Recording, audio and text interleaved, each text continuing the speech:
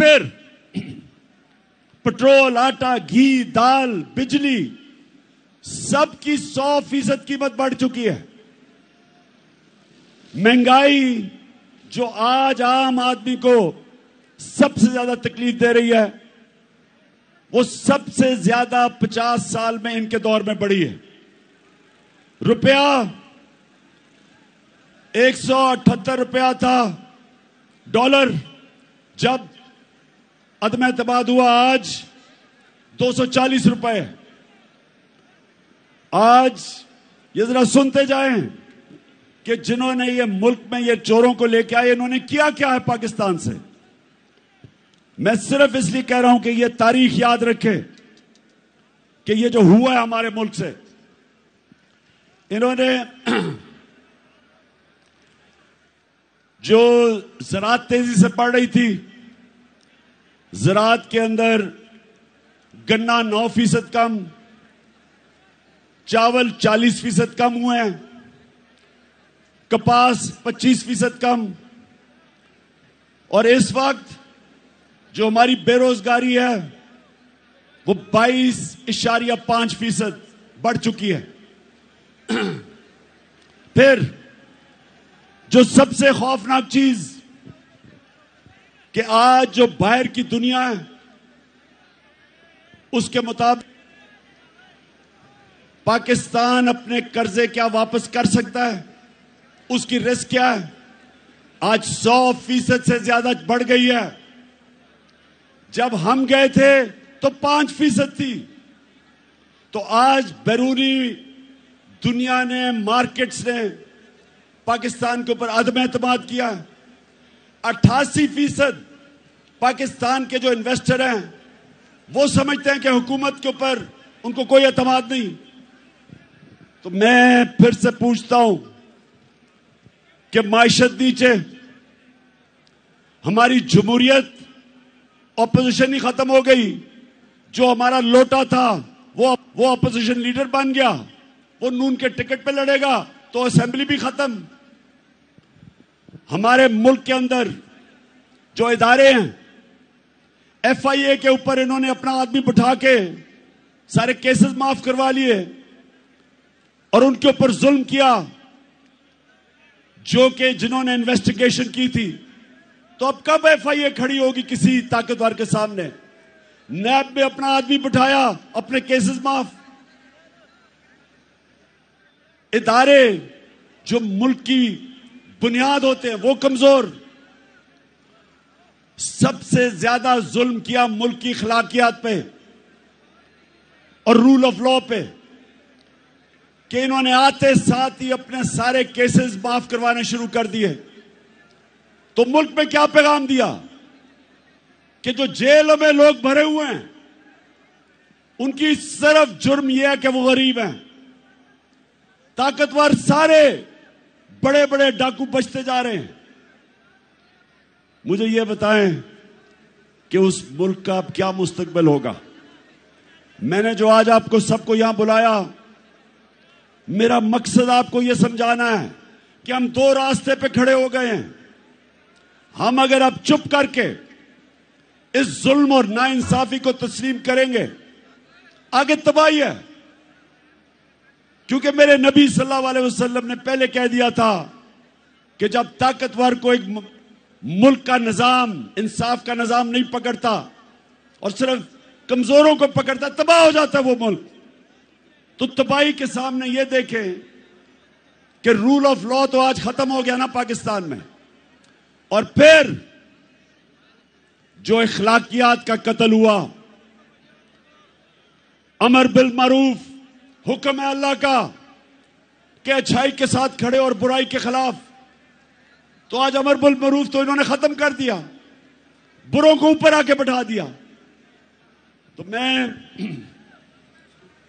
मैंने आपके सामने सिर्फ ये चीजें इसलिए रखी कि आपको सबको अंदाजा हो कि एक हुकूमत जो चल रही थी, जिधर उम्मीद थी लोगों को, नौजवानों को, उस हुकूमत को हटा के इन चोरों के टोलों को ऊपर बैठा दिया है। और उसके बाद इन्होंने क्या किया? انہوں نے ہمارے اوپر جس طرح کا ظلم کیا، 25 مئی کو ہمارے سارے انسانی حقوق، فنڈامنٹل رائٹس، اس کی خلاف ورزی کی، لوگوں کے گھروں میں گھس گھس کے نہ عورتیں دیکھی، نہ بچے دیکھے، نہ چادر نہ چار دیواری، گھس کے لوگوں کے گھروں پہ اٹھایا، مارا، دھمکیاں دی، کئی جیل میں 11 سال کے بچے کو پکڑ کے جیل میں لے گئے۔ اور میں ابھی ملا میجر صاحب سے، میجر ساجد بخاری کو بھی مجھے وہ اور ان کا بیٹا ملنے آیا، کہتا ہمارے گھر میں 3 بجے ایک دم باہر سے دروازہ توڑنے کی کوشش ہوئی، اور کہتا اندر آنے ہمیں دھمکیاں دی اور اندر کہتے دروازہ کھولو۔ اس نے کہا میں نے ان کو کہا ہے کہ پہلے وارنٹ دکھاؤ، کون ہو تم؟ اس کے بیوی بچے تھے، اس کو کیا پتا کہ 3 بجے کون آدمی آ رہا ہے؟ اسے کیا پتا وہ کون تھا؟ اور اس نے اپنے سیلف ڈیفنس میں جب فائر کیا تو کہتا انہوں نے مجھے اور میرے بیٹے پہ جو پولیس میں تشدد کیا، وہ بیٹا جس کا قصور ہی نہیں تھا، کہتا میں نے تسلیم کیا کہ میں نے گولی ماری ہے، اس کے باوجود 5 مہینے میرے بیٹے کو انہوں نے جیل میں جو تشدد کیا، اس سے جو ظلم کیا، وہ کہتا بیٹا مجھے کہتا میں ہمیشہ کے لیے بدل گیا ہوں۔